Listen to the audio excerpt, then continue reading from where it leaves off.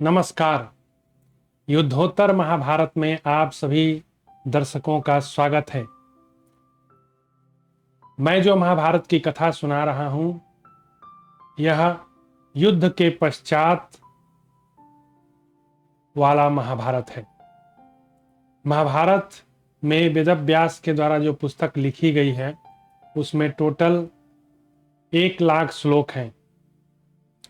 6 volume में ये पूरा महाभारत बुक है, जो गीता प्रेस के द्वारा प्रकाशित होता है।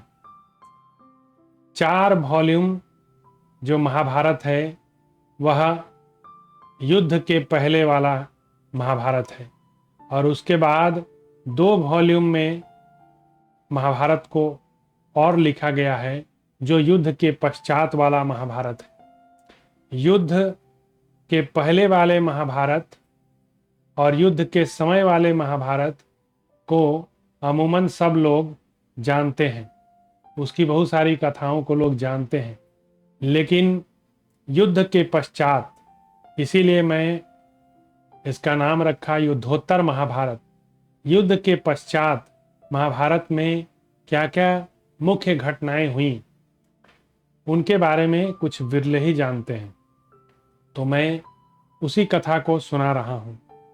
आज का शीर्षक है भीष्म के द्वारा श्री कृष्ण की स्तुति तथा श्री कृष्ण का भीष्म की प्रशंसा करते हुए उन्हें युधिष्ठिर के लिए धर्म उपदेश करने का आदेश। एक बार पुनः यहाँ पे रिपीटेशन देखने को मिल रहा है, लेकिन रिपीटेशन नहीं है वास्तव में। यह अब कथा जो है उपदेश के रूप में दिखाई जाएगी। पहली जो कथा थी, जहाँ भगवान कृष्ण युधिष्ठिर आदि पितामह से मिलते हैं, वहाँ पर पितामह की मृत्यु को दिखाया गया, किस तरह से उन्होंने देह का त्याग किया। अब वास्तव में पुनः हम लोग देखेंगे किस तरह से भीष्म पितामह ने युधिष्ठिर को अपना ज्ञान दिया। तो कथा कौन सुना रहा है? वैशंपायन जी सुना रहे हैं। यदि मेरी कथा अच्छी लगे तो कमेंट कीजिए। आप लोगों से मेरा रिक्वेस्ट है, एक तरफा नहीं होना चाहिए। संवाद जो है बाई डायरेक्शनल होना चाहिए। मोनो डायरेक्शनल संवाद का कोई मतलब नहीं होता। जब बोलने वाला हो और कोई सुनने वाला ही नहीं हो, तो उसका कोई मतलब नहीं होता। तो यदि आपको लगे कि मैंने कुछ जानकारी छोड़ दी, तो आप जो है उसको सुधार दीजिए, उसमें कुछ ऐड कर दीजिए। यही मेरा आपसे जो है निवेदन है।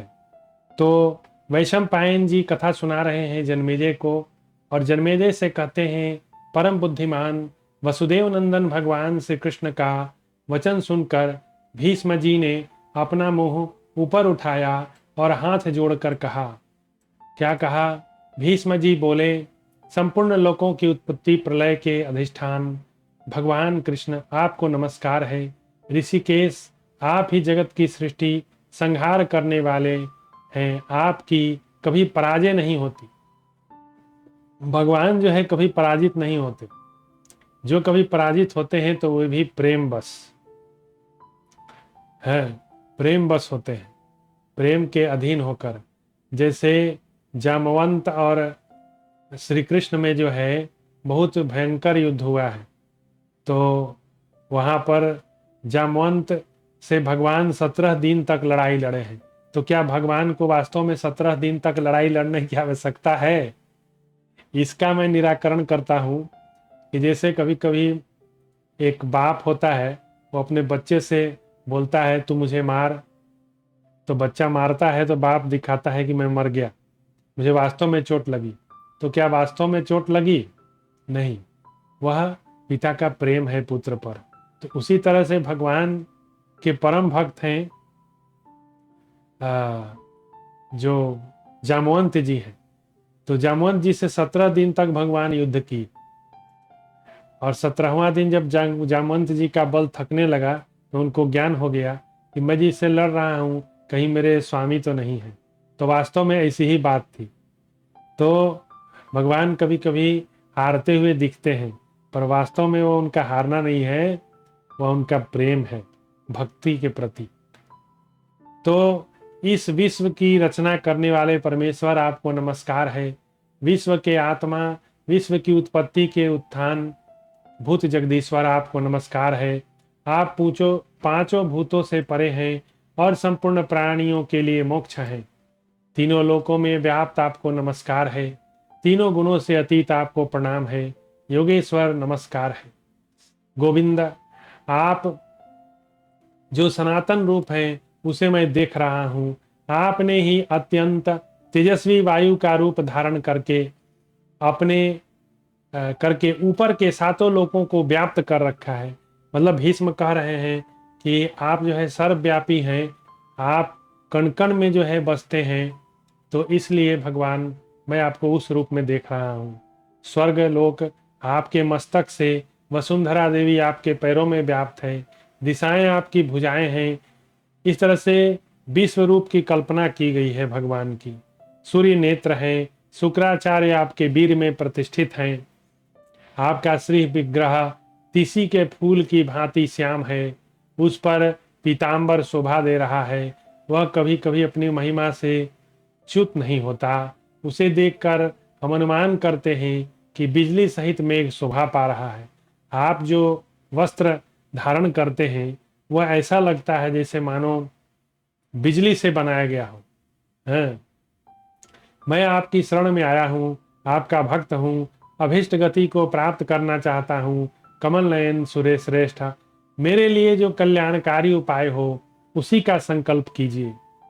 तब वासुदेव उवाच, अब भगवान बोलते हैं।